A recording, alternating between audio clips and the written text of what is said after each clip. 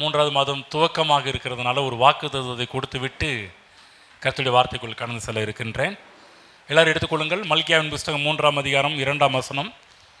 இந்த மாதத்திற்கான இந்த சபைக்கான ஒரு வாக்குத்தத்தம் என்னவென்று சொன்னால், எல்லோரும் சேர்ந்து படிப்போம்.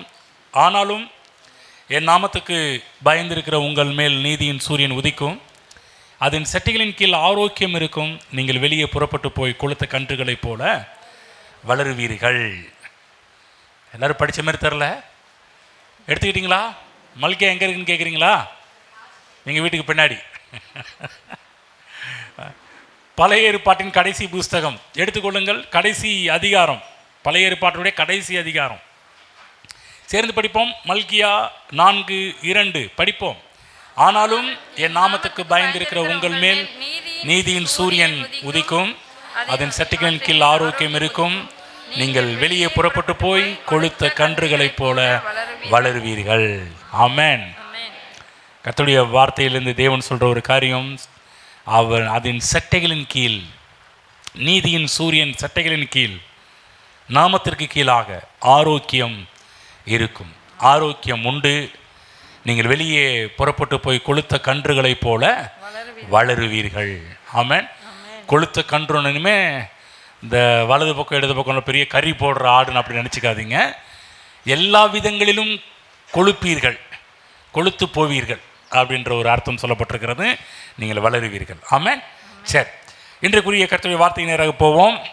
ஒவ்வொரு வாரமும் தேவனுடைய வார்த்தையிலிருந்து தேவனுடைய வார்த்தையை குறித்த ஒரு சத்தியத்தை நாம் பார்த்து கொண்டு வருகிறோம். கடந்த பல வாரங்களாக தேவனுடைய வார்த்தையின் மகத்துவங்களை பார்த்து கொண்டு வருகிறோம். தேவனுடைய வார்த்தை நமக்கு என்ன செய்கிறது, தேவனுடைய வார்த்தைக்குள்ளாக கடவுள் என்னெல்லாம் வைத்திருக்கிறார் என்பதை பற்றி பார்த்து கொண்டு வருகிறோம். இந்த வார்த்தையை நாம் யாரும் மதிப்பு குறைவாக எண்ணிவிடக்கூடாது. நம்ம கையில் வைத்திருக்கிற வேதாகமம் சாதாரணமான ஒரு புஸ்தகம் அல்ல. இந்த புஸ்தகம்தான் நமக்கு வாழ்வளிக்கின்ற புஸ்தகம். இந்த புஸ்தகம்தான் ஜீவனுள்ளது, ஆவியாக இருக்கின்றது. இந்த புஸ்தகம், இந்த வார்த்தையால் தான் தேவன் நம்மோடு பேசி கொண்டிருக்கிறார் ஒவ்வொரு நாளும். இன்றைக்கு கூட கர்த்தருடைய ஆவியானவர் இந்த வார்த்தையிலிருந்து தான் இன்றைக்கு நம்மோடும் பேசி கொண்டிருக்கிறார் என்பதை நாம் மறந்துவிட கூடாது. இந்த இடத்துல பார்க்குறோம், ஒவ்வொரு வாரமும் போன 2 வாரங்களாக என்ன பார்த்தோம், தேவனுடைய வார்த்தை ஏன் நம்ம மேன்மைப்படுத்த வேண்டும், ஏன் இதை பிடித்து கொள்ள வேண்டும் என்று சொன்னால், இந்த வார்த்தைக்குள்ளாக தான் மறுபிறப்பு என்ற ஒன்றையே கடவுள் வைத்திருக்கிறார். தேவனுடைய வார்த்தை இல்லாமல் யாருமே மறுபடியும் பிறக்க முடியாது. இரண்டாவது, இந்த வார்த்தையின் மூலமாக வார்த்தைக்குள்ளாக ஆத்தும ஆதாயம் என்றையும் ஒன்றை கர்த்தர் வைத்திருக்கிறார். ஆத்தும ஆதாயம் எப்படி நடக்குது? தேவனுடைய வார்த்தையை விசுவாசிக்க வேண்டும், தேவனுடைய வார்த்தையை பற்றி கொள்ள வேண்டும். வேதத்தில் புதிய ஏற்பாட்டில் அப்போஸ்தலர் நடவடிக்கையில் ஒரு வசனம் வரும், வசனம் விருத்தி அடைந்தது, சீசருடைய தொகை பெருகினது. எனக்கு ரொம்ப இந்த வார்த்தை ரொம்ப பிடிக்கும். சீசருடைய தொகை பெருக வேண்டுமா, ஆத்தும ஆதாயம் நடைபெற வேண்டுமா, அதற்கு வசனம் சொல்லுது. டக்குன்னு என்னால் எடுத்து படிக்க முடியல, டக்குன்னு மனதில் தேவன் உள்ளத்தில் உணர்த்ததுனால இந்த வார்த்தையை சொல்கிறேன். வசனம் விருத்தி அடைந்தது. சொல்லுங்கள், வசனம் விருத்தி அடைந்தது, சீசர்களுடைய தொகை பெருகினது. புரிஞ்சுங்களா? அப்போ எது விருத்தி அடையணும், எது பெருகணும்? வசனம் பெருக பெருக பெருக சீசருடைய தொகையும் பெருக ஆரம்பிச்சிடும். நம்ம என்ன பண்ணுறோம், வசனத்தை பெருக்கிறது கிடையாது, ரொம்ப கொஞ்சம் குறைவாகவே இருக்குது. எந்த அளவுக்கு தேவனுடைய வசனம் பெருகுகிறதோ, எந்தெந்த திருச்சபைகளெல்லாம் தேவனுடைய வசனத்துக்கு முக்கியத்துவம் கொடுக்கப்படுகின்றதோ, எந்தெந்த ஊழியர்கள் எல்லாரும் தேவனுடைய வார்த்தையை கனம் பண்ணுகிறார்களோ, இதை கொடுக்க வேண்டிய விதத்தில் கொடுக்கிறார்களோ, இது வசனம் பெருக பெருக பெருக பெருக சீசர்களுடைய தொகையும் பெருக ஆரம்பிக்கும். கவனிச்சிங்கன்னா, கடவுள் எங்கே வச்சிருக்கிறார்? இதில் வச்சிருக்கிறார்.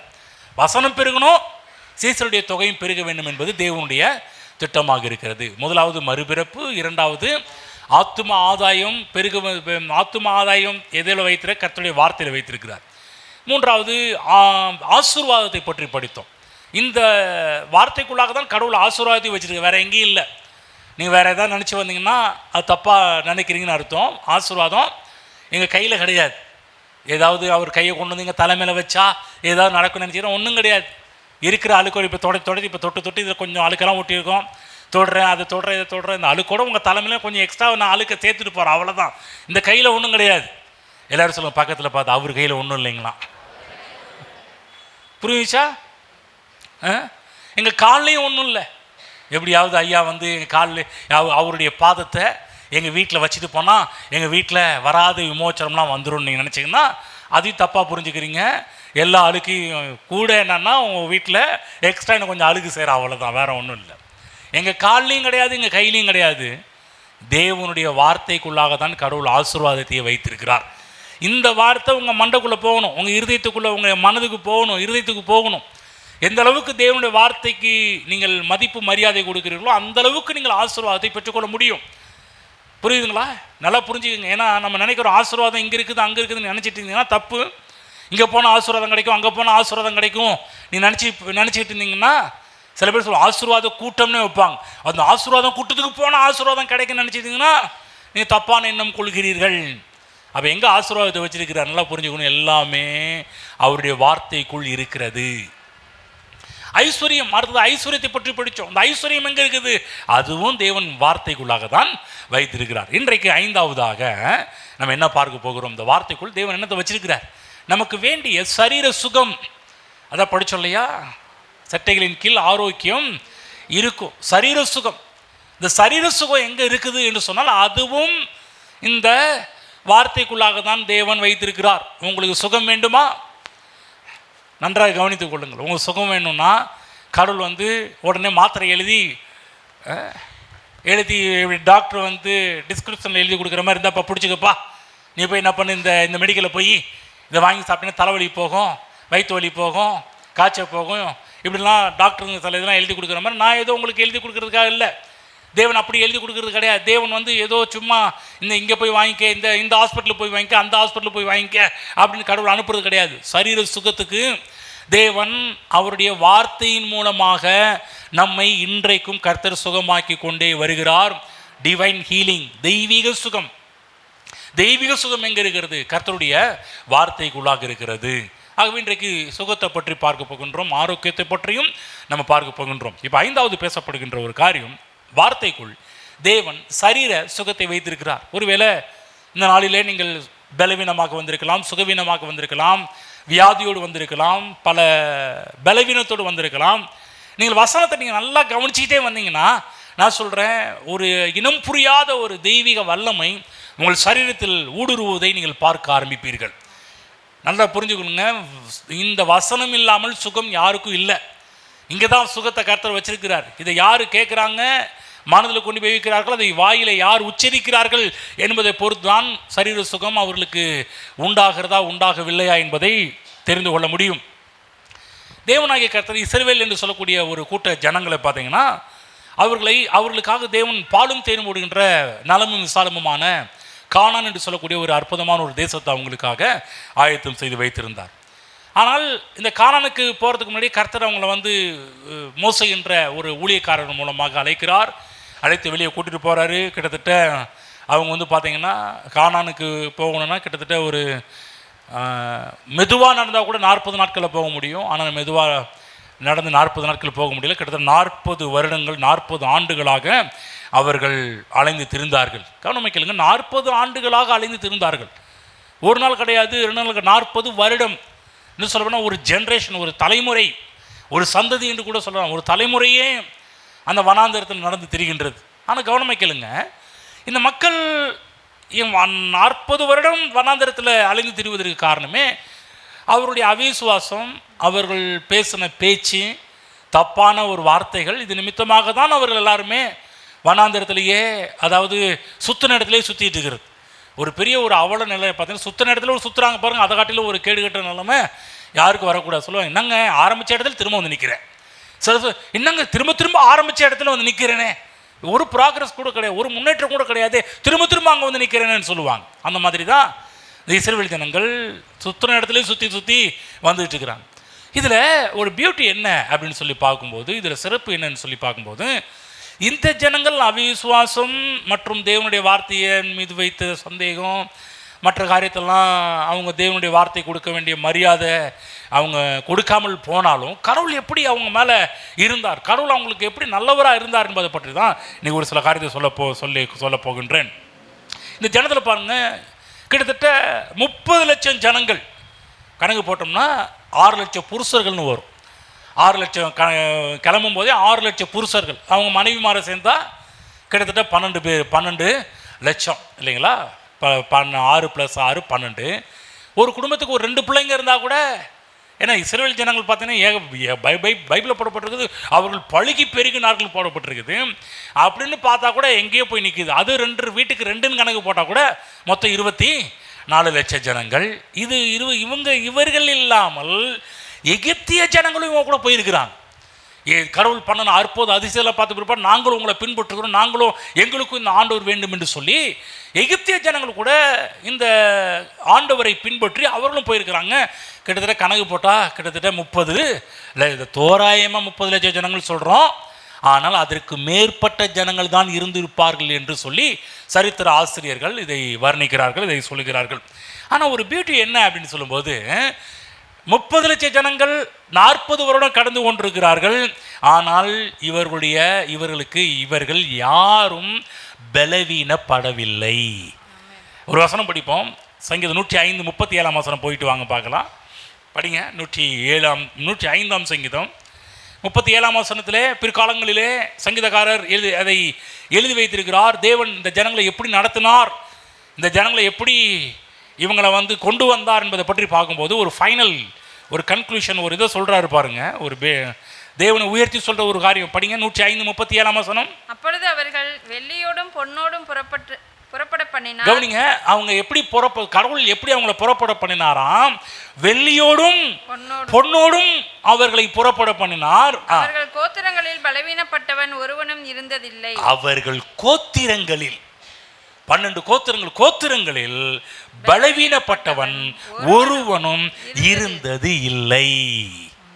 யோசிச்சு பாருங்க, எத்தனை வருஷம் நடந்திருக்கிறாங்க? 40 வருஷம் நடந்திருக்கிறாங்க. வேதத்தில் பிற்காலத்தில் எழுதின சங்கீதக்காரர் என்ன சொல்றாருன்னா, வெள்ளியோடும் பொண்ணோடும் அவங்க கிளம்புனாங்க. அது மட்டும் இல்லவங்க, அவர்கள் கோத்திரங்களில் பலவீனப்பட்டவன் ஒருவனும் இருந்தது இல்லை. ஓ, எவ்வளோ அற்புதமான ஒரு வார்த்தை பாருங்க. எவ்வளோ பைபிள் எவ்வளோ ரெக்கார்ட் பண்ணி வச்சிருக்குது பாருங்கள். வேதம் எப்படி அதை குறித்த ஒரு நிச்சயத்தன்மையை உருவாக்கி வைத்திருக்கிறது. என்ன சொல்கிறது சொன்னால், அவர்கள் கோத்திரங்களில் பலவீனப்பட்டவன் ஒருவனும் இல்லை. எல்லாரும் சொல்லுங்க, அவர்கள் கோத்திரங்களில் பலவீனப்பட்டவன் ஒருவனும் இல்லை. அப்ப என்ன அர்த்தம்? எல்லாருமே ஸ்ட்ராங், எல்லாருமே பலமுள்ளவர்களாக தான் இருந்திருக்கிறார்கள். இன்னொரு வசனம் போயிட்டு வருவோம். உபாகமம் புத்தகம் 8ஆம் அதிகாரம் 4ஆம் வசனம். 40 வருஷம், ஒரு நாள் கிடையாது, 2 நாள் கிடையாது, 40 வருடம் என்ன நடந்துச்சு? இந்த ஜனங்கள் இப்படி பண்ணாலும் கடவுள் எவ்வளவு நல்லவராக இருந்திருக்கிறார் பாருங்க. அவருடைய கிருபை எப்படி வெளிப்பட்டிருக்கிறது பாருங்க. 8ஆம் அதிகாரம் 4ஆம் வசனம். இந்த 40 வருஷமும் உன்மேல் இருந்த வஸ்திரம் பழையதாய் போகவும் இல்லை. ஹலோ, கவனிச்சு பாருங்க, எத்தனை கரெக்டா சொல்றார். இந்த 40 வருஷமும் என்னவா? உன் மேல் இருந்த வஸ்திரம் பழையதாய் போகவும் இல்லை, உன் கால் வீங்கவும் இல்லை, உன் கால் வீங்கவும் இல்லை. ஓ, எவ்வளவு நல்ல ஒரு பாருங்க கருத்தை. 40 மோசஸ் ரெக்கார்ட் பண்ணி வச்சிருக்கிறார். என்ன ரெக்கார்ட் பண்ணி வைக்கிறார்னா, 40 வருஷம் அவன் ட்ரெஸ்ஸும் பழசா போகல. இன்றைக்கி பாருங்கள், ஒரு வருஷத்துக்கு எத்தனை ட்ரெஸ்ஸு இன்றைக்கி ஆகுது தெரியுங்களா? அதுவும் பழசாக போகலாம். அதே கர்த்தர் ஃப்ரெஷ்ஷாகவே வச்சிருக்கிறார் தேவன் அதுதான் பாருங்கள். பொதுவாகவே ட்ரெஸ்ஸு அழுக்காகிறது காரணமே, முக்கியமான ஒரு காரணம் இந்த வேர்வை இல்லைங்களா? வேர்வை வரும், அதனால் திரும்ப போட முடியாது, ஸ்மெல் வரும் அப்படின்னு சொல்லிட்டு. ஆகவே இவன் மேலே ஸ்மெல்லே வராத அளவு கர்த்தர் என்ன பண்ணார்னா, பகல் நேரத்தில் வெயில் பட்டாலும் நம்ம என்ன ஆயிரும்? வெயில நடந்தாலே வேர்வை வர ஆரம்பிச்சு. கர்த்தர் பார்த்தார், இவன் வேர்க்கவே கூடாதுன்னு பகல் நேரத்தில் ஏசியை வச்சுட்டார். ஹலோ, பகல் சொல்லுங்க, பகல்லையும் ஏசி. இப்போல்லாம் வெயில் காலம் ஆரம்பிச்சிருச்சு பாருங்க. ஏசி வைக்கிற தப்பு இல்லை, ஏன்னா கடவுள் பாருங்க, அவரே ஏசி என்ன பண்ணியிருக்கா, அவருடைய பிள்ளைகளுக்கு கொடுத்துருக்கிறார். ரெண்டாவது, இரவு நேரத்தில் பாருங்க, பனினாலே இவங்க ஒரு மாதிரி ஆயிடுவாங்கன்றதுக்காக கடவுள் பார்த்தீங்கன்னா ஹீட்டர், அக்னி ஸ்தம்பம், ஹீட்ரு, நல்ல ஒரு இது, மிதமான ஒரு இது. கடவுள் எவ்வளோ நல்ல ஒரு பாருங்க. ஆமென். ஆகதான் பாருங்க. அது மட்டுமல்ல, இவர்கள் கோத்திரத்தில் பலவீனப்பட்டவன் ஒருவனும் இருந்ததில்லை என்பதற்கு 2 விஷயங்கள். ஒரு விஷயம், ஆட்டுக்குட்டியின் இரத்தத்துக்கு கொடுத்த மரியாதை. இஸ்ரவேல் ஜனங்கள் எகிப்தை விட்டு கிளம்பும் போது கர்த்தர் கடைசியான ஒரு பிரமாணத்தை உருவாக்குனாரு. வீட்டுக்கு ஒரு ஆட்டுக்குட்டியை தேர்ந்தெடுக்க வேணும். அது எப்படிப்பட்ட ஒரு ஆடாக இருக்கணும், எந்த வயசுக்குரிய ஆடாக இருக்கணும் என்றெல்லாம் தேவன் அவர்களுக்கு சொன்னது மட்டும் இல்லாமல் அந்த ஆட்டுக்குட்டியின் மாம்சத்தை அவங்க சாப்பிடும், ரத்தத்தை அவர்கள் என்ன பண்ண வேண்டும் என்று சொன்னால் நிலைக்கால்களின் வாசல்களிலே அவர்கள் அதை 3 பக்கமும் தெளிக்க வேண்டும் என்பது தேவனுடைய ஒரு பிரமாணமாக இருந்தது. யார் யாரெல்லாம் எந்தெந்த வீட்டாரெல்லாம் தேவனுடைய வார்த்தையை கனம் பண்ணினார்களோ, சொல்லப்போனால் முத தேவன் பஸ்கா என்ற ஒரு நியமனம், முதல் ஒரு திருவிருந்து சீன், ஒரு திருவிருந்தினுடைய படமே அங்கே காண்பிக்கப்படுகின்றது. இந்த ஜனங்கள் 40 வருஷம் நன்றாக இருந்ததுக்கு காரணம் என்ன? 40 வருஷம் பலவீனப்பட்டவன் ஒருவனும் இருந்ததில்லை என்று வேதம் ரெக்கார்ட் பண்ணி வைத்திருக்கிறதே. அவர்கள் கால் வீங்கவில்லை என்று சொல்லி வேதம் ரெக்கார்ட் பண்ணி வைத்திருக்கிறதே. அவர்களுடைய ட்ரெஸ்ஸு பழமையாய் போனதில்லை என்று சொல்லி வேதம் பதிவு செய்து வைத்திருக்கிறதே. அப்படின்னா என்ன அர்த்தம்னு சொன்னால், இது எல்லாம் எது நிமித்தமாக நடந்தது, எது நிமித்தமாக வந்தது? முதலாவது அவர்கள் திருவிருந்திற்கு கொடுத்த மரியாதை, ஆட்டுக்குட்டியின் ரத்தத்துக்கு கொடுத்த மரியாதை. ஃபாதர் பாடுவார் இல்லையா, இரத்த கோட்டைக்குள்ளே நான் நுழைந்து விட்டேன், இனி எதுவும் அணுகாது, எந்த தீங்கும். அன்னைக்கு உள்ள பூந்தவங்க எங்க உள்ள பூந்தவங்க இரத்த கோட்டைக்குள்ள உள்ள பூந்தாங்க. அதனால எதுவும் சங்காரத்துதன் வந்தான். சங்காரத்துதன் எல்லாரையும் அழிச்சான். யார் அழிச்சான்? யார் யார் வீட்டிலலாம் ரத்தம் இல்லையா அந்த வீட்டுக்குள்ள பூந்தான். கவனமாக கேளுங்க, ஒரு விஷயம் சொல்றேன். ஒருவேளை ஒரு எபிரேயன் சொன்னால் இஸ்ரவேலன், இவன் கூட ரத்தத்துக்கு மரியாதை கொடுக்காம வீட்டில் ரத்தத்தை தெளிக்காம வச்சிருந்தான்னா, நான் சொல்றேன் அவன் வீட்டுக்குள்ளேயும் உள்ள பூந்துருப்பான். கவனமாக கேளுங்க. சங்காரத்துடன் நீ எபிரேயனா எகிப்தியனா கிடையாது. உன் வீட்டில் ரத்தம் இருக்குதா, நீ இயேசுவை கனம் பண்ணியா? ஆட்டுக்குட்டியின் ரத்தத்தை கனம் பண்ணியா? ஆட்டுக்குட்டியை கனம் பண்ணியா? ஆட்டுக்குட்டிக்கு கொடுக்க வேண்டிய மதிப்பு மரியாதையை கொடுத்தியா? சங்காரத்துடன் எதை பார்க்க, நீ யாரு, நீ எவரு, யாரா இருந்தா எனக்கு என்ன, ரத்தம் இருக்குதா உன் வீட்டில்? பாருங்க, கவனமாக கேளுங்க. ஒரு கிறிஸ்தவ வீட்டில் ரத்தம் இல்லாட்டினா கூட அங்கேயும் உள்ள போந்திருப்பான். ஒருவேளை எகிப்தியன் சொன்னால் இன்றைக்கு இருக்கின்ற மற்ற புற மதத்தை சார்ந்தவர்கள் கூட இயேசு கிறிஸ்துவின் ரத்தத்தை கனம் பண்ணி அவங்க வீட்டில் நலக்காலில் ஒருவேளை தடவி இருப்பாங்கன்னா, நான் சொல்கிறேன் அவங்க வீட்டுக்குள்ளே கூட சங்காரத்துடன் உள்ளே போயிருக்க முடியாது. ஏன்னா ரத்தத்துக்கு கொடுக்கின்ற மரியாதை, திருவிருந்து கொடுக்கின்ற மரியாதை. ஆகவே தேவ பிள்ளைகளே, இன்றைக்கு திருவிருந்துக்கு நாம் கனம் பண்ண வேண்டும். ஒவ்வொரு மாதம் வரும்போதெல்லாம் ஓடி வரணும், திருவிருந்தை கனம் பண்ணுறதுக்கு ஓடி வரணும். இன்னைக்கு திருவிருந்து நாள், நீ கர்த்தரை கனம் பண்ண போகிறோம், அதை எடுக்க போகிறேன், அதன் மூலமாக என் வாழ்வில் இன்னைக்கு பார்த்துல யாக்கோபின் ஊற்று அங்கு தான் ஆசீர்வாதம் ஆரம்பமாகிறது என்பது புரிஞ்சுக்கிட்டோம். எனக்கு அது தேவை என்று சொல்லி வருகிற நான் சொல்கிறேன், உங்களுக்கு நல்வாழ்வு தொடர்வதை நீங்கள் பார்க்க ஆரம்பிப்பீர்கள். பாருங்க, தேவன் அழகாக அவங்க நடத்தினாரு. இது எப்படி நடத்தினார் என்று சொன்னால், முதலாவது திருவிருந்து. இரண்டாவது முக்கியமான ஒரு காரியம் படிங்க, சங்கீதம் 107ஆம் சங்கீதம் போங்க.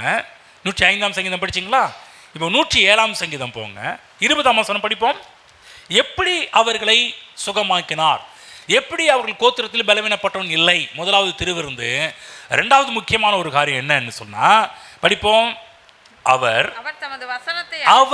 தமது வசனத்தை அனுப்பி அவர்களை குணமாக்கி அவர்களை அழிவுக்கு தப்புவிக்கிறார். ஏராளமான அழிவு வந்துச்சு இல்லைங்களா? ஆனா எப்படி அவங்களை காப்பாத்தினார்? ஒரே ஒரு நியூஸ், ஒரே ஒரு காரியத்தை வேதம் சொல்ற இந்த இடத்துல, அவர் தமது வசனத்தை அனுப்பி அவர்களை குணமாக்கி. சுகம் வேண்டுமா? நன்றாக கவனமாக கேளுங்க. சுகத்துக்கு கர்த்தர் என்ன பண்ணுவார்? நீங்கள் தேவன்கிட்ட எதை கேட்டாலும் உடனே அதை கொண்டு வந்து கொடுக்க மாட்டார். அதற்கான வசனத்தை தான் முதலாவது உங்களுக்கு கொடுப்பார். பக்கத்தில் சொல்லுங்கள், தட்டுங்க, பக்கத்தில் தட்டுங்க பார்க்கலாம். ஏங்க, நீங்கள் கர்த்தரை எதை கேட்டாலும் அது உடனே கொடுக்க மாட்டார். அதற்கான வசனத்தை தான் முதலாவது கொடுப்பார். புரிஞ்சிச்சிங்களா? பக்கத்தில் புரிஞ்சிச்சா கேளுங்க. ஏங்க, வேற ஷார்ட்கட்லாம் கிடையாது. நீங்கள் வேற வழியெல்லாம் நீங்கள் நினச்சி வந்துருந்தீங்கன்னா கண்டிப்பாக சொல்கிறேன், கிடைக்கவே கிடைக்காது. முதல் வழி என்ன? இங்கே வரும்போது தான் பாருங்கள், யாராக இருந்தாலும் கூட்டிகிட்டு வாங்கன்னு சொல்கிறோம். கூட்டிகிட்டு வந்து உட்கார சொல்லணும். உட்கார்ந்து கடவுளுடைய வார்த்தையை அவர்கள் முதலாவது கேட்க வேண்டும். முதலாவது கர்த்தர் எந்த வழியை வச்சிருக்கிற, வார்த்தை வழியை வச்சிருக்கிறார், இந்த வசனத்தை அவங்க கேட்கணும். வசனத்தை கேட்கணும், வசனத்தை விசுவாசிக்கணும், வசனத்தை வாயில வைக்கணும். அப்போதான் உங்களுக்கு அற்புதம் அவன் சொன்னபடியே ஆகும் என்று வசனம்லாம் நிறைவேறுவதை அவர்கள் தங்கள் வாழ்வில் பார்க்க ஆரம்பிப்பார்கள். அப்படி நல்லா புரிஞ்சுங்க. சுகம் வேண்டுமா? சுகத்துக்கு கர்த்தர் என்ன பண்றாரு என்று சொன்னால் பைபிளில் போடப்பட்டிருக்குது, அவர் தமது வசனத்தை அனுப்பி அவர்களை குணமாக்கி அவர்களை அழிவுக்கு தப்புவிக்கிறார். ஆமென். இந்த ஜனங்கள் கர்த்தர் வசனத்தை அனுப்புறாரு. நான் பிகினிங்ல சொல்லிட்டு வரேன், மறுபிறப்புக்கு வசனத்தை ஏற்றுக்கொள்ள வேண்டும், ஆத்துமாதாயத்துக்கு வசனத்தை ஏற்றுக்கொள்ள வேண்டும், ஆசீர்வாதத்துக்கு வசனத்தை ஏற்றுக்கொள்ள வேண்டும், ஐஸ்வர்யத்துக்கும் வசனத்தை ஏற்றுக்கொள்ள வேண்டும். நான் ஸ்டார்ட் பண்ண சொன்னேன், ஒரு பெண் ஆணின் வித்தை ஏற்றுக்கொண்டால் மட்டும்தான் பிள்ளையை பிறக்கும். அப்போ தேவன்றிருந்து எந்த ஒரு ஆசீர்வாதத்தை பெற்றுக்கொள்ள வேண்டும் என்றால் இந்த வித்து, இந்த வசனத்தை நாம் ஏற்றுக்கொள்ள வேண்டும். அப்போ கர்த்தர் வசனத்தை அனுப்புவார், அதை ஏற்றுக்கொள்கிறவர்கள் சுகமாகிறார்கள், அதை பெற்றுக்கொள்கிறவர்கள் சுகமாகிறார்கள். ஆமென். ஏற்றுக்கொண்ட போதுதான் அவர்கள் இஸ்ரவேல் ஜனங்களுக்கு சுகம் ஏராளம் வர ஆரம்பித்தது. கவனமாக கேளுங்க. தேவனாகிய கர்த்தர் இவர்களோட இரத்த உடன்படிக்கை செய்து வார்த்தைகளை ஒரு விதையை போல அவங்களுக்கு அனுப்ப ஆரம்பிக்கிறாரு. தேவனுடைய ஆசீர்வாதங்கள் எல்லாமே விதை என்ற வடிவிலே, விதை என்ற ரூபத்தில் தான் இன்றைக்கு வந்து கொண்டிருக்கிறது. இதை எந்த அளவுக்கு யார் ஏற்றுக்கொள்கிறார்களோ அவர்கள் சுகமாக்க முடியும், அவங்க வாழ்க்கையில் சுகம் என்கின்ற ஒரு ஆசீர்வாதத்தை பெற்றுக்கொள்ள முடியும். என்ன வசனத்தை அனுப்புனார்? கவனமாக கேளுங்க. சுகமாக்குறதுக்கு முதல் காரணம் தேவிருந்து, இரண்டாவது தேவன் அவங்க சுகமாக்குறதுக்கு இன்னொரு முக்கியமான காரணம் வசனத்தை அனுப்புகிறார். என்ன வசனம் அனுப்புகிறாரு? யாத்திராகம புஸ்தகம் 15ஆம் அதிகாரம் எடுத்துக்கொள்ளுங்க, 26ஆம் வசனம். யாத்திராகமம் 15:26. அவர்களுக்கு வந்த வசனம் என்ன, அவர்கள் தேவன் கொடுத்த வார்த்தை என்ன என்று சொல்லி பார்த்தால் 26ல் படிப்போம். நீ உன் தேவனாகிய கர்த்தரின் சத்தத்தை கவனமாய் கேட்டு அவர் பார்வைக்கு செம்மையானவைகளை செய்து அவர் கட்டளைகளுக்கு செவி கொடுத்து அவருடைய நியமங்கள் யாவையும் கைக்கொண்டால் நான் எகிப்தியருக்கு வரப்பண்ணின வியாதிகளில் ஒன்றையும் உனக்கு வரப்பண்ணேன், நானே உன் பரிகாரியாகிய கர்த்தர் என்றார். நானே உன் பரிகாரியாகிய கர்த்தர் என்றார். கவனமா கேளுங்க, கவனமா பக்க சொல், கவனமா கேளுங்க. இஸ்ரவேல் ஜனங்கள் எகிப்தை விட்டு கிளம்பின உடனே தேவன் இவர்களுக்கு கொடுத்த முதல் கொடுத்த ஒரு வாக்கு தத்துவம் என்று சொன்னாலே இந்த வசனம் தான். இதான் கொடுக்குறேன், இதான் முதல் வாக்கு தத்துவம். கவனமாக கேளுங்க. அதுக்கு முன்னாடி அவருடைய முற்பிதாக்களுக்கு நிறைய கொடுத்துருக்கிறார். ஆனால் இவர்கள் எகிப்தை விட்டு கிளம்பி வெளியே வராங்க பாருங்க, அவர்களுக்கு கொடுத்த முதல் ப்ராமிஸ், முதல் வாக்கு தத்துவம் என்னவென்று சொன்னால், நானே உன் பரிகாரியாகிய கர்த்தர், நானே உன் மருத்துவர், நானே உன்னுடைய வைத்தியர், நானே உன்னுடைய டாக்டர். வார்த்தையை அனுப்புகிறார். இப்போ வார்த்தையை அவங்க பெற்றுக்கொள்ள வேண்டும், ரிசீவ் பண்ணணும். பெற்றுக்கொண்டால் மட்டும்தான் பூர்ண சுகத்தை அடைய இவர்கள் முடியும். கவனமாக்கலுக்கு தேவ பிள்ளைகளே, இஸ்ரவேல் ஜனங்கள் பலவீனப்பட்டவன் ஒருவனும் இல்லை என்று பார்க்கிறோமே, கால் வீங்கவில்லை என்று பார்க்கிறோமே. இது நிமித்தமாக தேவனுடைய வசனத்தை அவர்கள் ஏற்றுக்கொண்டது நிமித்தமாக சொல்றார், எகிப்தியருக்கு வரப்பண்ணின வியாதிகளில் ஒன்றையும் உனக்கு வரப்பண்ணேன். இந்த உலகத்தில் நிறைய வியாதி வரலாம், பலவீனம் வரலாம், புது கிருமிகள் வரலாம். கர்த்தர் சொல்ல, அது எதுவுமே உன்னை தாக்காது. ஏனென்று சொன்னால் நானே உன் பரிகாரியான கர்த்தர், எகோவா ராஃபா. ஆமென் சொல்லுங்க. என் தேவன் எனக்கு எகோவா ராஃபாவாக இருக்கிறார். சொல்லுங்க, என் தேவன் எனக்கு வைத்தியராக இருக்கிறார், பரிகாரியாக இருக்கிறார், மருத்துவராக இருக்கிறார். இப்ப கபக்கன் புடிச்சுக்கணும். தேவனுடைய வார்த்தை வரும்போதெல்லாம், எஸ் திஸ் இஸ் மைன், இது என்னுடையது, இது எனக்குரியது, தேவன் என்னோடு பேசணும் ஒரு வார்த்தை என்று சொல்லி நீங்க என்ன பண்ணணும்? இங்க வரும்போதெல்லாம் எதுல ஷார்ப்பா இருக்கணும்னா, தேவனுடைய வார்த்தையை ரிசீவ் பண்றதுல, ஏற்றுக்கொள்வதில்லை, பெற்றுக்கொள்வதில் ஜாக்கிரதையா இருக்கணும். பகல் சொல்லுங்க, எங்க இங்க வர்றது பெருசு இல்ல, சொல்ற வசனத்தை அப்படியே பிடிச்சுக்குங்க, அப்படியே ஏற்றுக்கொள்ளுங்க. ஆமென். புரியுதுங்களா? யாரெல்லாம் இந்த மெத்தடில் உட்கார்ந்துருக்குன்னு நான் சொல்கிறேன், நீங்கள் தேவன் எந்த ஒரு காரியத்துக்காக வார்த்தையை அனுப்புகிறாரோ அந்த வார்த்தையினுடைய ஆசீர்வாதத்தை பெற்றுக்கொள்ளாமல் நீங்கள் இங்கிருந்து செல்ல மாட்டீர்கள். அதை ரிசீவ் பண்ணுறவங்க, அதை ஏற்றுக்கொள்கிறவர்கள் அற்புத சுகத்தை பெற்றுக்கொள்கிறார்கள். எகிப்திய ஜனங்க அற்புதத்தை பெற்றுக்கொள்ள முடியல. ஏன் சொன்னால், இந்த உடன்படிக்கையின் வார்த்தை ஏற்றுக்கொள்ளாத ஒரு கூட்டமாக இருந்ததுனால அவங்களுக்கு இதெல்லாம் பழிக்கலை. ஆனால் யாருக்கு பழிச்சிச்சின்னு சொன்னால், இஸ்ரவேல் ஜனங்களுக்கு இவைகள் பழித்தது. இன்றைக்கு கூட ஒரு சில தேவனுடைய பிள்ளைகள் தேவனுடைய வார்த்தை ஏற்றுக்கொள்ளாத வரையிலும் இன்னும் பலவீனத்தில் தான் இருப்பாங்க. யார் யாரெல்லாம் தேவனுடைய வசனத்தை இது என்னுடையது என்று ஏற்றுக்கொள்கிறார்களோ அவர்கள் பூரண சுகத்தை தன்னுடைய சரீரத்தில் பெற்றிருக்கிறார்கள். ஆமென். புரிஞ்சுங்களா? சொல்லுங்க. என் தேவன் எனக்கு வைத்தியர், இயேசு என்னுடைய மருத்துவர். ஆமென். நல்லா புரிஞ்சுக்கணும். அவர் டாக்டராக இருக்கிறவர்கள் நமக்கு எந்த பிரச்சனையும் இல்லை. எப்போதுமே தேவன் விதை என்ற வடிவிலே வார்த்தை கொடுக்கின்றார். விதை இல்லாவிட்டால் எந்த ஒரு மரமும் இல்லை. இந்த உலகத்தில் பார்க்குற எந்த ஒரு மரமாக இருந்தாலும் எல்லாவற்றுக்கும் காரணம் விதை என்ற ஒன்று. அதே போல தான் வசனம் இல்லை என்று சொன்னாலும் எதுவும் நடக்கவும் நடக்காது. தேவ பிள்ளைகளே, நீங்கள் என்னதான் வரம் பெற்ற ஊழியக்காரங்களாம் தேடி நாடி ஓடினாலும் இந்த வசனம் உங்களுக்குள்ளே இல்லைன்னு சொன்னால் பிரயோஜனமே இல்லை. நம்ம நினைக்கிறோம் இங்கே போய் இந்த கூட்டத்தில் போய் அட்டன் பண்ணால் சுகம் கிடைக்கும், அந்த கூட்டத்தில் போய் அட்டன் பண்ணால் சுகம் கிடைக்கும், எப்படியாவது இந்த பாஸ்டர் போய் பார்த்துட்டு வந்துடலாம், அந்த பாஸ்டர் போய் பார்த்துட்டு வந்துடலாம் அப்படின்னு நினச்சிக்கிட்டு இருப்பீங்கன்னா தயவுசெய்து நல்லா மனதில் வைத்துக் கொள்ளுங்கள். நீங்கள் எங்கே தான் போனாலும் எந்த இடத்துக்கு போனாலும் நான் சொல்கிறேன், நீங்கள் ஒருவேளை அவங்க பண்ண ஜபத்துக்கு நீங்கள் ஆசீர்வாதத்தை பெற்றுக்கொண்டால் கூட சீக்கிரத்தில் நீங்கள் அவைகளை இழந்து விடுவீர்கள். சிலர் சொல்லுவாங்க அவங்க ஜெபம் பண்ணாருங்க நல்லா இருந்துச்சுங்க, ஆனால் வீட்டுக்கு வந்த பிற்பாடு போயிடுச்சுங்க. இங்கேயும் சொல்கிறேன், இங்கே வருவீங்க, நாங்கள் உங்களுக்காக ஜெபம் பண்ணுவோம், ஜெபம் பண்ண பிற்பாடு நல்லா இருப்பீங்க, ஆனால் வீட்டுக்கு போன பிற்பாடு என்ன ஆயிரும்? ஒரு நாள் நல்லா இருப்பீங்க, அடுத்த நாள் திரும்ப என்னன்னா என்னது கால் வலிக்கிற மாதிரி இருக்குது, கை வலிக்கிற மாதிரி இருக்குது, இது திரும்ப பிரச்சனை ஸ்டார்ட் ஆன மாதிரி இருக்குது. இதுக்கு என்ன விஷயம்னா, நான் கவனமாக கேளுங்க, தேவனுடைய வசனம் உங்களுக்குள்ளே இருந்துச்சுன்னா நீங்கள் பரிபூர்ண சுகத்தை பெற்று அனுபவிப்பீர்கள். உங்களுக்கு கிடைத்த சுகம் பர்மனெண்ட்டாக இருக்கும், நிரந்தரமாக இருக்கும். தேவனுடைய வார்த்தை இருந்துச்சுன்னா. ஆனால் சும்மா நான் அங்கே போய் இங்கே போய் ஜெபம் பண்ணுறோம், அன்னைக்கு மட்டும் நல்லா இருக்கும், கொஞ்ச நாளுக்கு நல்லா இருக்கும், திரும்ப திரும்ப பழைய நிலைமைக்கு ஆக ஆரம்பித்து விடும். ஆகதான் தேவனுடைய வார்த்தையை பிடித்துக் கொள்ளுங்கள். ஒரு வசனம் படிங்க. 1 பேதுரு 2:24 படிக்கின்றோம். 1 பேதுரு 2:24. நாம் பாவங்களுக்கு செத்து நீதிக்கு பிழைத்திருக்கும்படி அவர்தாமே தமது சரீரத்திலே நம்முடைய பாவங்களை சிலுவையின் மேல் சுமந்தார், அவருடைய தழும்புகளால் சுகமானீர்கள். அவருடைய தழும்புகளால் குணமானீர்கள். இயேசுவின் தழும்புகளால் நீங்கள் குணமானீர்கள். சொல்லுங்க பார்க்கலாம். இயேசுவின் தழும்புகளால் நான் சுகமானேன். பாருங்க, இப்ப எத்தனை வார்த்தை. முதல்ல சொன்னேன், நானே உன் பரியாரியா கர்த்தர். அதுவும் என்னதுங்க?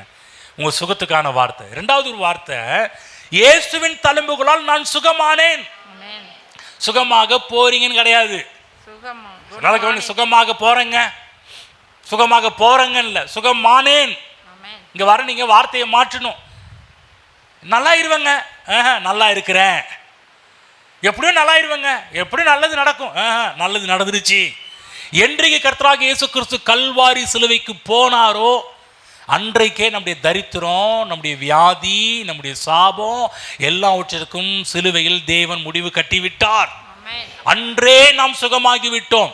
இனிமேல் தான் சுகமாக போறீங்கன்னு கிடையாது. பக்கத்து தட்டி சொல்லுங்க, அன்னைக்கு நான் சுகமாயிட்டேங்க. என்னைக்குங்க கேளுங்க? என்னைக்கு? கல்வாரி சிலுவையிலேயே. ஆமென். அன்னைக்கு நம்ம சுகமாயிட்டோம் வந்து. ஆகவே தேவ நல்லா புரிஞ்சுக்கணும். நீங்கள் இந்த வசனங்கள்லாம் வித்தாக விதையாக உங்கள் உள்ளத்தில் வைக்கும்போது, உங்கள் உள்ளத்தில் ஏற்றுக்கொள்ளும் போது சுகம் உங்களுடைய பங்காக மாறும். கவனமாக கேளுங்க. இந்த வசனத்தெல்லாம் கவனிக்காம, இந்த விதையெல்லாம் ஏற்றுக்கொள்ளாம நீங்கள் ஜெபம் பண்ணிட்டு இருந்தா கிடைக்குங்களா? கிடைக்கவே கிடைக்காது. திரும்ப சொல்கிறேன், ஒரு பெண் ஒரு ஆணின் வித்தை ஏற்றுக்கொள்ளாம ஜெபம் பண்ணிட்டு இருந்தா, உபவாசம் போட்டுக்கிட்டு இருந்தா, கண்ணீர் வெடிச்சா குழந்தை பிறக்குங்களா? நோ சான்ஸ், வாய்ப்பே இல்லை. புரிஞ்சிச்சு என்ன சொல்றேன்னு? அதே போல ஒரு விசுவாசி தேவனுடைய வசனத்தை ஏற்றுக்கொள்ளாம, அவர்கள் இருதயத்திலே தேவனுடைய வசனத்தை ஏற்றுக்கொள்ளாமல், மனதில் இயேசு கிறிஸ்துவின் வசனத்தை, தேவனுடைய வசனத்தை ஏற்றுக்கொள்ளாம, நம்ம என்னதான் ஜெபம் பண்ணாலும், என்னதான் உபவாசம் பண்ணாலும், என்னதான் ஒரு ஊக்கமா ஜெபம் பண்ணாலும், பக்கத்துல சொல்லுங்க, வாய்ப்பே இல்லை ராஜான்னு சொல்லுங்க. ஏதாவது பக்கத்துல புரிஞ்சிச்சா? ஏதாவது காலையில ஏங்க எனக்கு ஆண்டவர் இது தரமாட்டேன்றார், அதை தரமாட்டேன்றாரு, நானும் தானுங்க ஜெபம் பண்றேன். ஜெபம் பண்றீங்க ரைட்டு, தேவனுடைய வசனத்தை அதற்கான வசனத்தை உள்ளே ஏற்றுக்கொண்டீர்களா? விதை என்ற வடிவில் தேவன் வார்த்தையை கொடுக்கிறாரு, அந்த விதை என்ற வடிவில் உங்கள் உள்ளத்தில் ரிசீவ் பண்ணீங்களா? நான் போன வார்த்தை சொன்னேன், இருதயம் நம்ம ஒரு நிலம் போல இருக்கிறது. இருதயம் ஒரு கற்பப்பையை போல, போன வாரம் இருதயம் நிலம் போல இருக்குன்னு சொன்னேன், இருதயம் ஒரு கற்பப்பையை போல இருக்குன்னு சொன்னேன். இந்த நிலம் என்ற இருதயம் என்ற நிலத்திலே தேவனுடைய வசனத்தை ஏற்றுக்கொள்ள வேண்டும். இருதயம் என்ற கற்பப்பையிலே தேவனுடைய வசனத்தை ஏற்றுக்கொள்ள வேண்டும், உள்வாங்க வேண்டும். அப்பதான் அது நல்ல விளைச்சலை நமக்கு கொடுக்கக்கூடியதாக மாறும். அதுதான் போன சொன்ன ஆதியாகமம் 1ஆம் அதிகாரத்தை பார்க்கும்போது தேவன் எப்படி சிருஷ்டித்தார்? தங்கள் விதையை உடைய அப்படிதான் கர்த்தர் உண்டாக்குனார். ஒரு விதைக்குள்ளாக தேவன் ஒரு மரத்தை மட்டும் கிடையாது, ஒரு காட்டே உருவாக்கக்கூடிய தன்மையை கர்த்தர் வச்சிருக்கிறார். ஒரு சிம்பிள் சின்னோண்டு விதையில யோசிச்சு பாருங்க. நம்ம நினைப்போம் சின்னதாக என்னங்க துருண்டு சின்ன, அவன் அதில் தான் பெரிய பெரிய காரியத்தில் கர்த்தர் பண்ணுறார் வந்து. அப்போ ஆப்பிள் தோட்டம் வேண்டும் என்று சொன்னால் ஆப்பிள் விதையை விதைக்கணும். ஆப்பிள் தோட்டம் வேண்டும் என்று சொன்னால் ஆண்டவரே எப்படியாவது எங்களுக்கு ஆப்பிள் தாங்க. நீ எவ்வளவு ஏக்கர் லேண்டை வச்சுருந்தாலும், 2000 ஏக்கர் லேண்டு 4000 ஏக்கர் லேண்டு வச்சுருந்தாலும் அங்கே போய் உட்காந்து முன்னாள் போட்டு ஆண்டவரே சுவாமி ப்ளீஸ் ஹெல்ப் மீ, இந்த பழங்களை கொடுங்க, அந்த பழங்களை கொடுத்தாலும் கர்த்தர் சொல்லுவார், டே இதுக்கான விதையை வச்சுருக்கேன்டா, எடுத்துகிட்டு இப்போ கொண்டு போய் மண்ணை எப்படி ப்ராசஸ் பண்ணுமோ அதை கரெக்டாக ப்ராசஸ் பண்ணி இதை கொண்டு போய் போயிடு.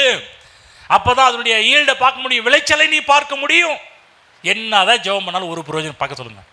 வசனம் இல்லாமல் சொல்லுங்கள், வசனம் இல்லாமல் என்னதான் ஜெபம் பண்ணாலும், எவ்வளோ நேரம் ஜெபம் பண்ணாலும் பிரயோஜனம் கிடையாது. புரிஞ்சிச்சா?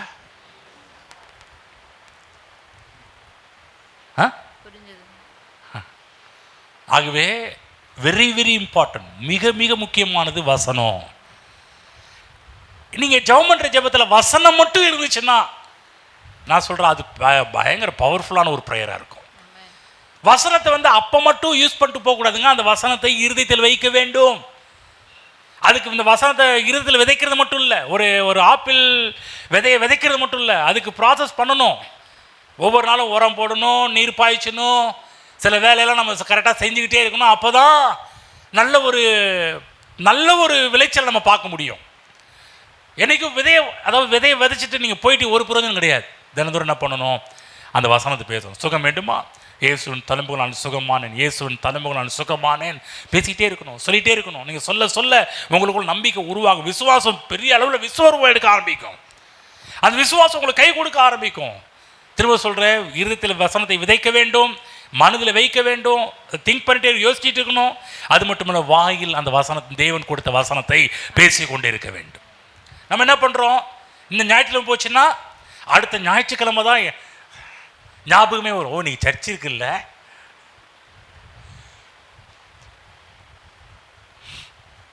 எங்க தினந்தோறும் சொல்லுங்க, பக்கம் சொல்லுங்க, தினந்தோறும் வேலை இருக்குது. என்ன வேலை? விவசாயம் எடுத்து பாருங்க. விவசாயி என்னைக்காவது ஒரு நாள் ரெஸ்ட் எடுத்தா அவ்வளோதாங்க. தினந்தோறும் விவசாயம் இப்போ இன்றைக்கெல்லாம் யாரும் பார்க்குறதில்ல. நான் சின்ன வயசுலேருந்து ஒரு விவசாய குடும்பத்தில் தான் பிறந்தவன். நான் வந்து தினந்தோறும் காலையில் எழுந்திரிச்சு போகிறதெல்லாம் தெரியும், என்னென்ன பண்ணுறாங்கன்றலாம் தெரியும். வந்து நான் சொல்கிற தேவ பிள்ளைகளே, இங்கே நீங்கள் புரிஞ்சுக்கணும், அவங்க யாரும் எந்த விவசாயி தூங்கிட்டுலாம் இருக்க மாட்டாங்க.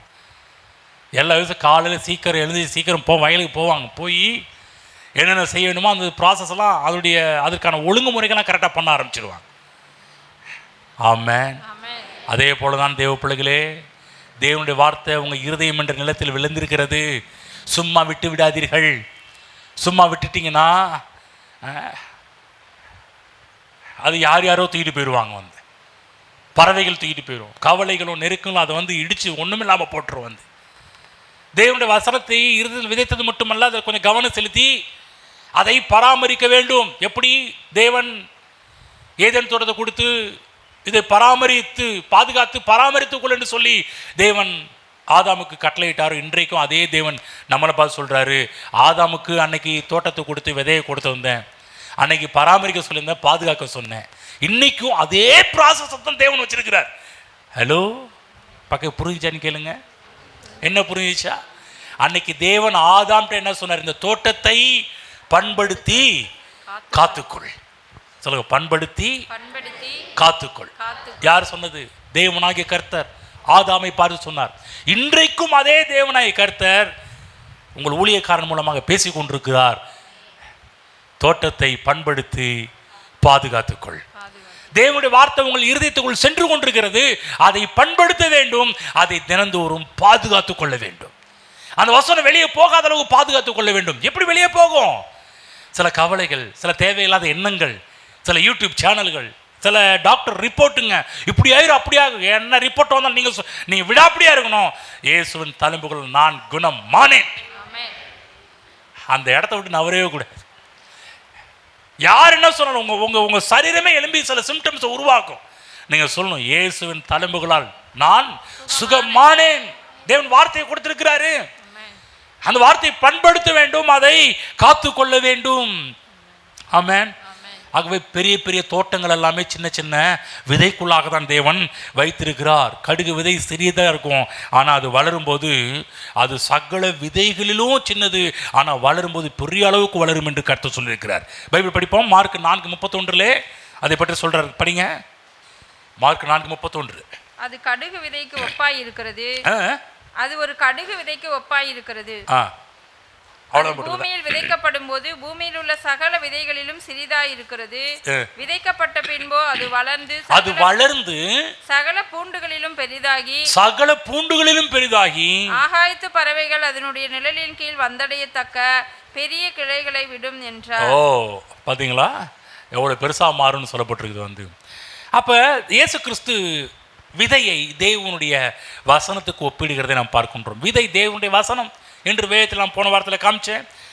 விதை இருக்கும்போது நாம் பயப்பட வேண்டிய அவசியம் இல்லை. பக்கத்துல சொல்லுங்க, விதை இருக்கிற வரையிலும் பயப்பட தேவையில்லை. ஆமென். நிச்சயமாக விதை அறுவடையை உங்களுக்கு உண்டாக்கும். இயேசுவின் தழும்புகளால் குணமானேன் என்ற விதை நிச்சயமாக தெய்வீக சுகம் என்று சொல்லக்கூடிய அறுவடையை உங்களுக்கு கொண்டு வந்து கொடுக்கும். விதைக்குள் இருக்கிற கரு வளர்கிறது போல வார்த்தைக்குள்ள இருக்கிற தேவ ஜீவனும் வளர ஆரம்பிக்கின்றது. நான் சொல்றேன், இந்த வார்த்தை வியாதியை விட வலிமையானது.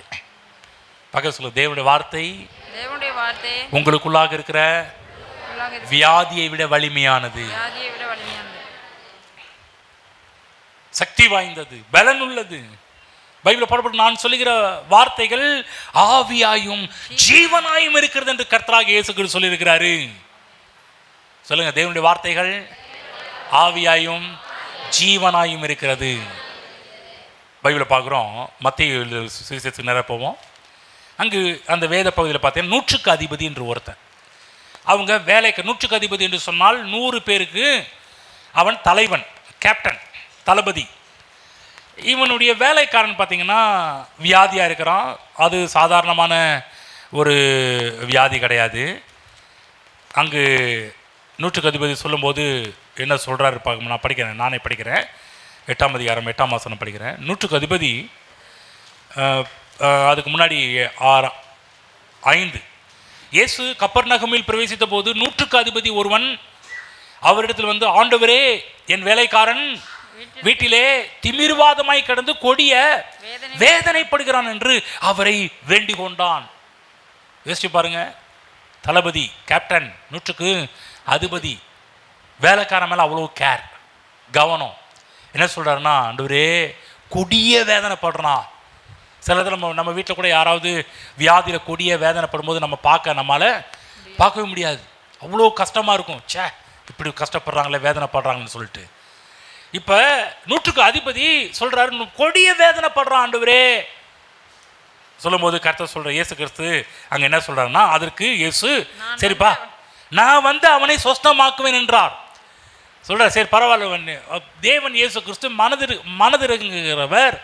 அவன் சொன்ன ஸ்டேட்மெண்ட்டை பார்க்கும்போது அவரே தெரியுது, சரிப்பா நான் வரேன், உன் வீட்டில் வந்து ஜெபம். இப்போ நீங்கள் சொல்லும்போது, ஐயா வீட்டில் இவ்வளோ கஷ்டப்படுறாங்க, ஐயா வாங்க என்ன சொல்ல, நம்ம என்ன பண்ணுவோம், சரி கவலைப்பட, இன்னும் ஒரு 1/4 மணி நேரத்தில் வரோம், இல்லை 1/2 மணி நேரம் டிஸ்டன்ஸை வச்சு நம்ம என்ன பண்ணுவோம் சொல்லுவோம், கவலைப்படாதீங்க சிஸ்டர், கவலைப்படாதீங்க பிரதர், கண்டிப்பாக என்ன பண்ணுறோம், இவ்வளோ நேரத்தில் நாங்கள் கண்டிப்பாக ஜெபம் பண்ணுறோம் அப்படின்னு சொல்கிறது போல் இப்போ இயேசு சொல்கிறாரு, மகனே கவலைப்படாத, நான் வந்து அவனை சொஸ்தமாக்குவேன் என்றார்.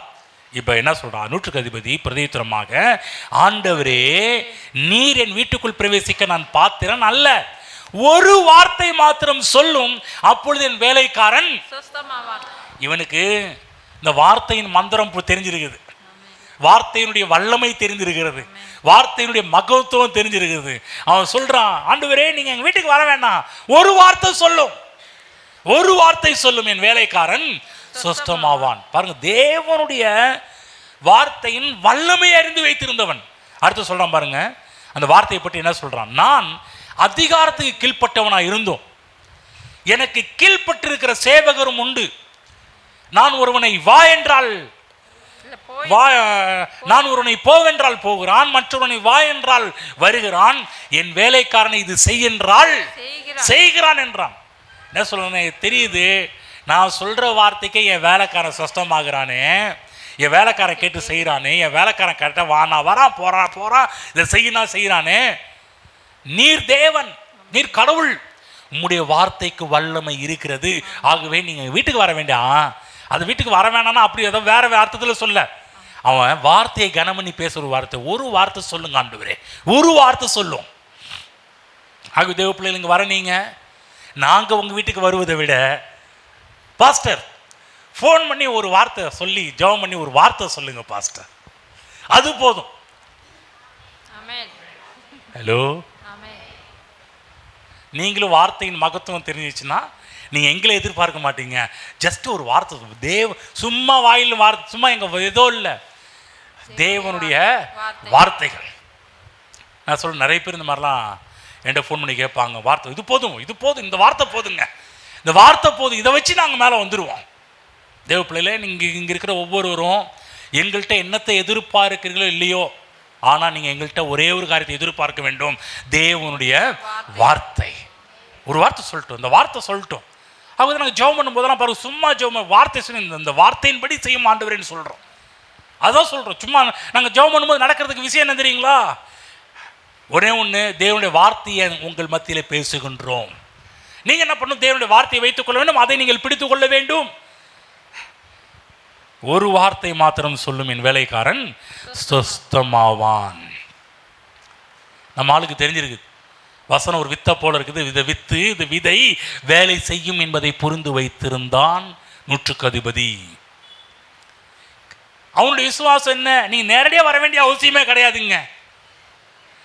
ஏன்னா பல விஷயங்கள் உங்களை பற்றி கேள்விப்பட்டிருக்கிறேன், நீங்கள் வசனத்தை சொல்லியே பல அற்புதங்களாம் பண்ணியிருக்கிறீங்க. இப்போ நீங்கள் ஒரு வார்த்தை சொல்லும், என் வேலைக்காரன் சொஸ்தமாவான். ஏனென்றால் வார்த்தைக்குள்ளாக தான் சுகம் பொதியப்பட்டிருக்கிறது, பதிக்கப்பட்டிருக்கிறது.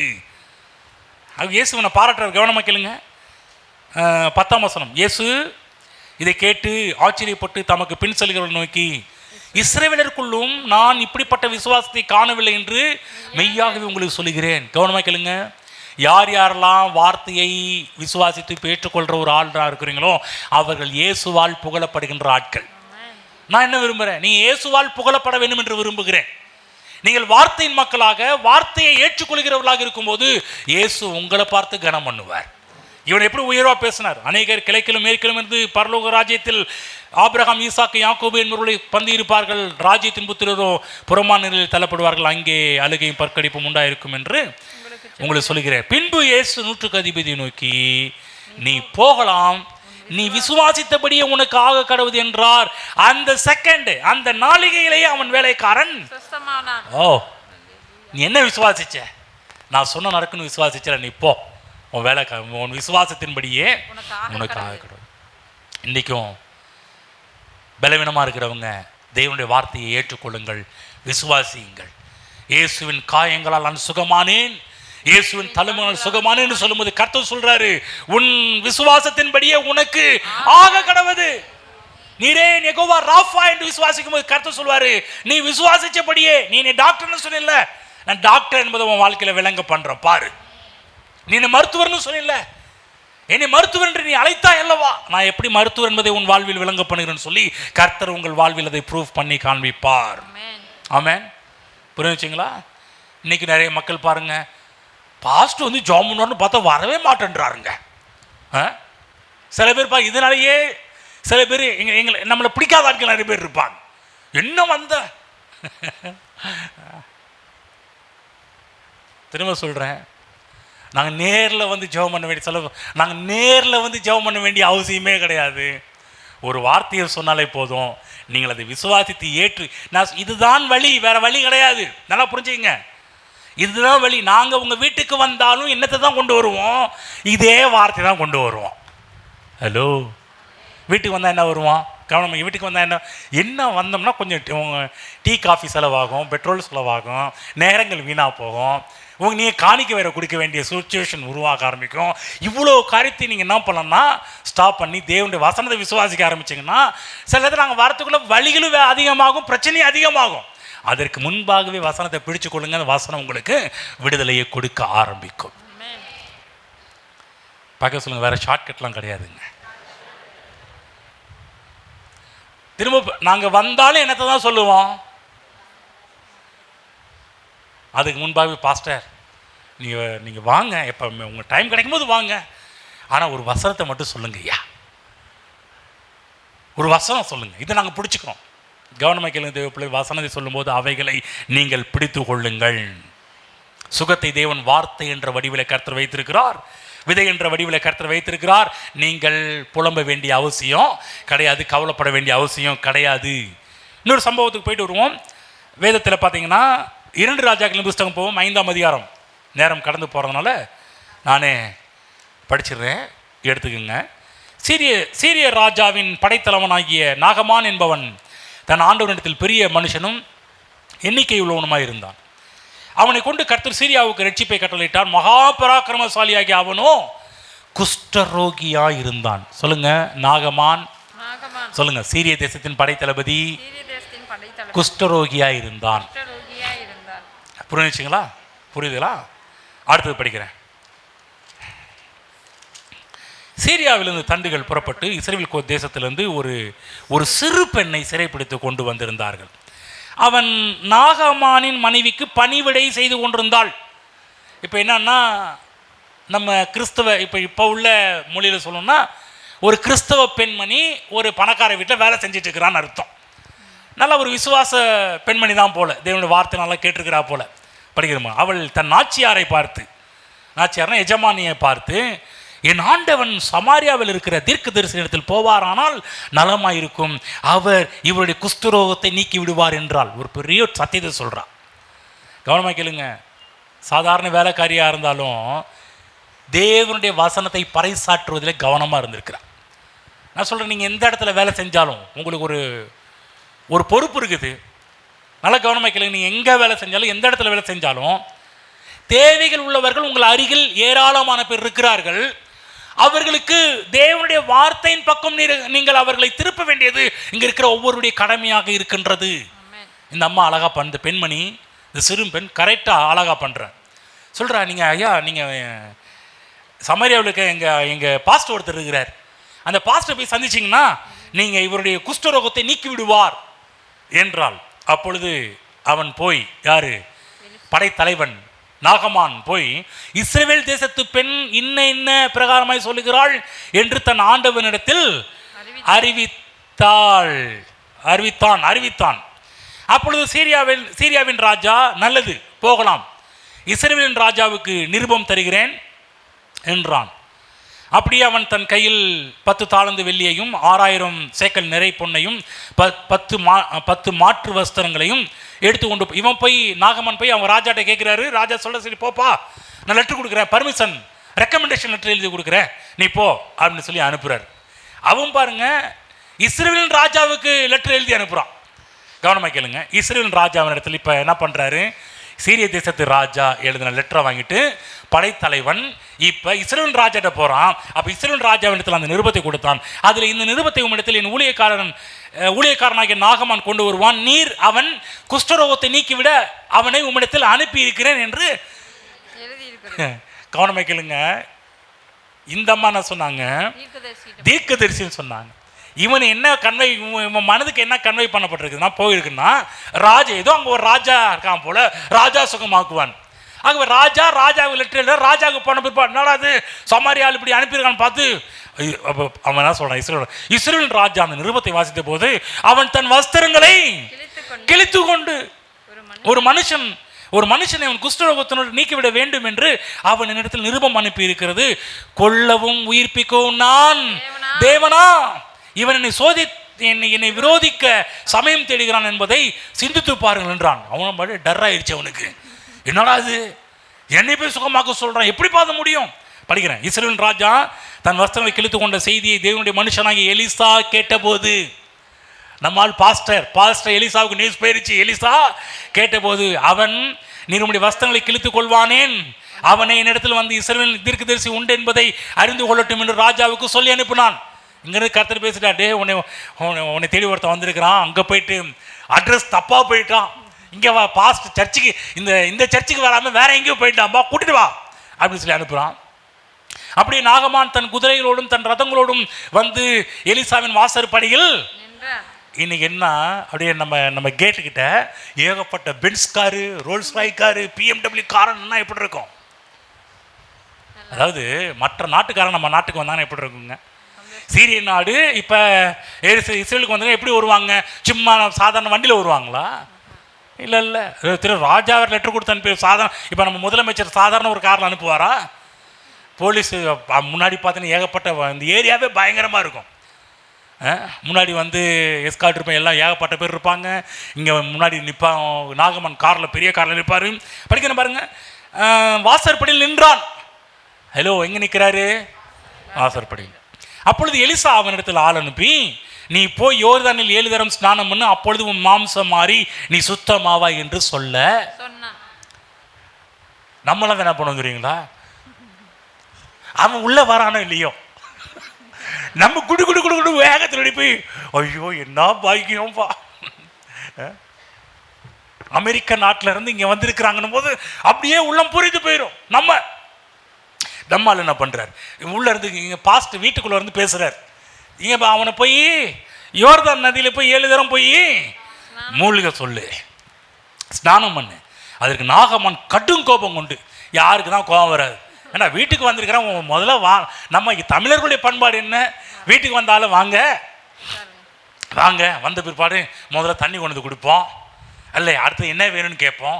ஆனால் படுபாவி பைய ஒன்றுமே கேட்காம அங்கேயும் நீக்கி வச்சு போய் இதில் போய் ஸ்நானம் பண்ணுன்றானே. அப்போ நாகமான் கடுங்கோபம் கொண்டு புறப்பட்டு போய் அவன் வெளியே வந்து நின்று தன் தேவனாய கர்த்தரின் நாமத்தை தொழுது தன் கையினால் அந்த இடத்தை தடவி இவ்விதமாய் குஷ்டரோகத்தை நீக்கி விடுவான் என்று தனக்குள் நினைத்திருந்தேன். அவன் சொல்ற தடவி சுகமாக்குவான் நினைச்சிருந்தா, இவர் இப்படி சொல்றாரு, நான் ஸ்நானம் பண்ண சுத்தமாகிறதற்கு இஸ்ரவேலின் தண்ணீர்கள் எல்லாவற்றையும் பார்க்கணும், தமஸ்குவின் நதிகளாகிய ஆப்னாவும் பர்பாரும் நல்லதல்லவோ என்று சொல்லி உக்கிரம் கடும் கோபத்தோட போறான் பாருங்க. போயிட்டான். என்ன பெரிய ஜவுடால் பண்ணி, என்னடா வந்து என்ன ஊழியக்கார, என்ன பாஸ்டர், நம்மள அந்த திமிரு பிடிச்சவன்பா, நம்மள அந்த வேற என்னென்னமோ பேசணும், அதெல்லாம் பேசியிருப்போம். அவன் ஊழியக்காரன் சமீபத்தில் வந்து அவன் நோக்கி, தகப்பனே, அந்த தீர்க்கதரிசி ஒரு பெரிய காரியத்தை செய்ய உமக்கு சொல்லி இருந்தால் அது நீர் செய்வீரல்லவா? ஸ்நானம் பண்ணும் அப்பொழுது சுத்தமாவீர் என்று அவர் உம்மோடே சொல்லும்போது அதை செய்ய வேண்டியது எத்தனை அதிகம் என்று சொன்னார். சார், நான் என்ன சொல்ல, பெரிய காரியத்தை பண்ணால் செஞ்சிருக்க மாட்டீங்களா? என்ன சொன்னார்? போய் ஸ்நானம் பண்ணு, 7 தடவை முக்கி எழுந்திரி.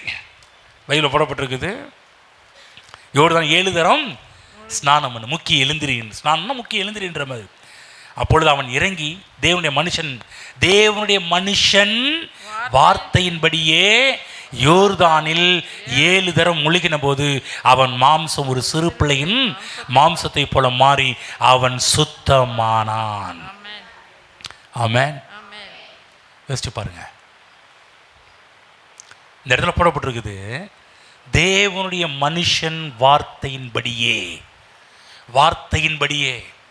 தேவன் பழைய ஏற்பாட்டு காலத்திலேயே தேவன் என்னத்தை காமிக்கிறார்னா, வார்த்தையை அனுப்பிதான் சுகமாக்குவார் என்பதை தேவன் இந்த நாகமான் இந்த படை தளபதி மூலமாக, எலிசா தீர்க்கதரிசியின் மூலமாக தேவன் ஒரு பெரிய ஒரு காரியத்தை எழுதி வச்சிருக்கிறார். கவனமாக கேளுங்க, தேவன் அவருடைய வார்த்தையை அனுப்பி அவர்களை குணமாக்குகிறார். இஸ்ரவேல் ஜனங்கள் 40 வருஷம் பலவீனப்பட்டும் ஒருவனும் இல்லை. எந்த வார்த்தையை பிடிச்சுக்கிட்டாங்க? தேவனுடைய வார்த்தையை பிடித்து கொண்டார்கள். என்ன வார்த்தை? நானே உன் பரியாரியாகிய கர்த்தர். ஆமென். அந்த வார்த்தையை பிடிச்சுக்கிட்டதுனால தான், அந்த வார்த்தையை ஏற்றுக்கொண்டதுனால தான் 40 வருஷம் பலவீனப்பட்டவன் இல்லை, கால் வீங்கலை என்று வேதத்தில் போடப்பட்டிருக்கிறது. நூற்றுக்கு அதிபதி அவருக்கும் நீ உன்னுடைய வார்த்தையை அனுப்பும், உன்னுடைய வார்த்தையை சொல்லும், என் வேலைக்காரன் சொஸ்தமாவான். பைபிளில் போடப்பட்டிருக்கிறது, நீ விசுவாசித்தபடியே உனக்கு ஆக கடவுள். இந்த இடத்துல நாகமான் முதல்ல அதை ரிசீவ் பண்ணல, ஏற்றுக்கொள்ளலை. நிறைய பேர் அப்படி தான் பாருங்க. இன்னொங்க சர்ச்சில் பார்த்தா என்ன தடவை எப்படி ஜோமுன்னு பார்த்தா இந்த மனுஷன் அதெல்லாம் பண்ண மாட்டேன்றாரு. ஹலோ ஹலோ, இன்னும் வீட்டுக்கு கூப்பிட்டா வரமாட்டேன். எங்கள் வீட்டுக்கு கூப்பிட்டா வர, அதாவது என்ன நான் என்ன சொல்கிறது புரிஞ்சுக்கிங்க. நீங்கள் வீட்டுக்கு கூப்பிட்டாலும் வருவேன், எண்ணெயை கொண்டு வருவேன். எண்ணெய் கொண்டு வரீங்களா? எண்ணெயை கொண்டு வந்து உங்கள் தலைமையில் வச்சு ஜெபம் பண்ண சொல்கிறீங்களா? கண்டிப்பாக ஜெபம் பண்ணுறேன். நான் என்னத்தை விசுவாசிக்கிறேன் என்று சொன்னால், தேவன் வசனத்தை அனுப்பி அவர்களை குணமாக்குகிறார் என்ற ஃபர்ஸ்ட் கிளாஸ் மெடிசனை விசுவாசிக்கிறேன். முதல் தரமான மருத்துவத்தை விசுவாசிக்கிறேன். நல்ல கவனமாக கேளுங்க. தேவனுடைய முதல் தரமான மருத்துவம் என்ன?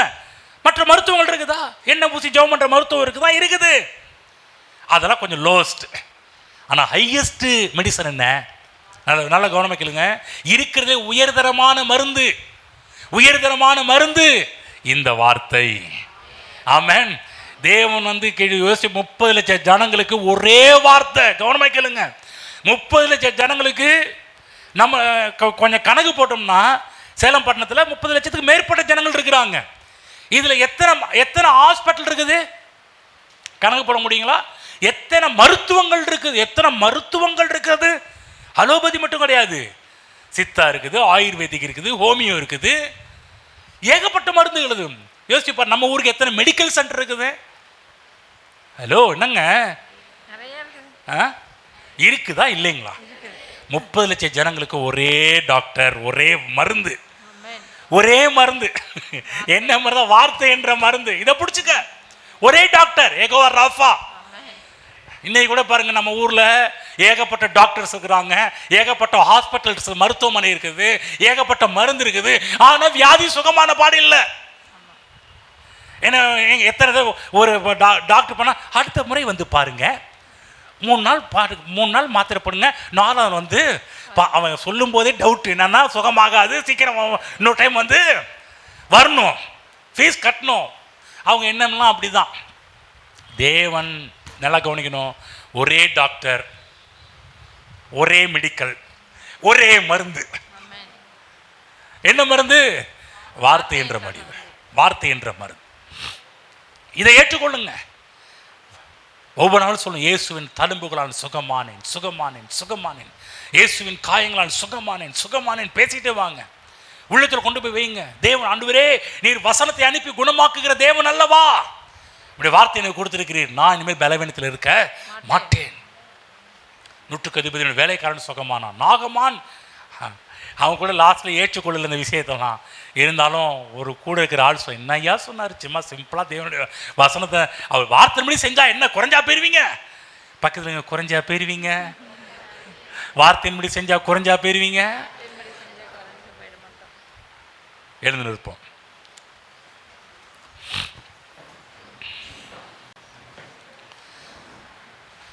எலிசா தீர்க்கதரிசி மூலமாக தேவனாகிய கர்த்தர் வார்த்தை என்ற வடிவில் நாகமானுக்கு சுகத்தை கர்த்தர் வைத்திருந்தார். அது ஆரம்பத்தில் புரிந்து கொள்ளல நாகமான். அதனால ரொம்ப கோபம், கடும் கோபம் கொண்டிருந்தான். அவன் எதிர்பார்ப்பு என்ன? ஐயா வந்து புண்ணை கிளீன் பண்ணி ஹைட்ராக்சைடு போட்டு புண்ணெல்லாம் கிளீன் பண்ணி கொஞ்சம் மருந்தெல்லாம் தடவி வச்சு மருந்தெல்லாம் போட்டு அந்த வெத்தலை இந்த வெத்தலை அந்த இலை இந்த இலை இந்த மூலிகைலாம் போட்டு என் காயத்தில் கட்டி அப்படியே கட்டு போட்டு போவார்னு பார்த்தா உள்ளேருந்து அது என்ன தினவட்டுக்கு உள்ளேருந்து வந்து வார்த்தையை சொல்லி அனுப்புகிறான். அது வேலைக்காரன்ட்ட சொல்லி அனுப்புனான். ஏன் நான் இங்கே ஃபாரின்லேருந்து வந்திருக்கிறேன், வேலைக்காரனை சொல்லி அனுப்பேன். இதுக்கு தான் வந்திருக்கிறேன்னா ஒரு ரெஸ்பெக்ட் கூட இல்லையா, மரியாதை கூட இல்லையா? இங்கே என்ன டெஸ்ட் பண்ணப்படுதுன்னா கவனமாக கேளுங்க. ஏன் எலிசா அப்படி பண்ணார்னா, இவன் தேவனுடைய ஊழியக்காரனின் வார்த்தையை மதிக்கிறானா இல்லையான்ற டெஸ்ட். கனம் பண்றானா? என்னை கனம் பண்ணுகிறவனை நான் கனம் பண்ணுவேன். தேவனுடைய பிள்ளைகளே, நல்ல கவனமாக கேளுங்க. எங்கள் வாயிலிருந்து வரக்கூடிய தேவனுடைய வார்த்தை வருமா என்று எதிர்பாருங்கள். வார்த்தை வரும் என்றால் அதை ஏற்றுக்கொள்ளுங்கள், அதை விசுவாசியுங்கள், அதை நம்புங்கள், அதை மனதில் வையுங்கள், தினந்தோறும் அவைகளை பேச ஆரம்பியுங்கள். நிச்சயம் சொல்றேன், தேவனுடைய வார்த்தையின்படியே உங்களுக்கு ஆகும், உங்கள் விசுவாசத்தின்படியே உங்களுக்கு நடக்கும். ஆமென். நாகமான் எலிசாவின் வார்த்தையை ஏற்றுக்கொள்ள ஆரம்பித்தார். ஏற்றுக்கொண்டு அதன்படி செய்தார். பரிபூர்ண சுகம்.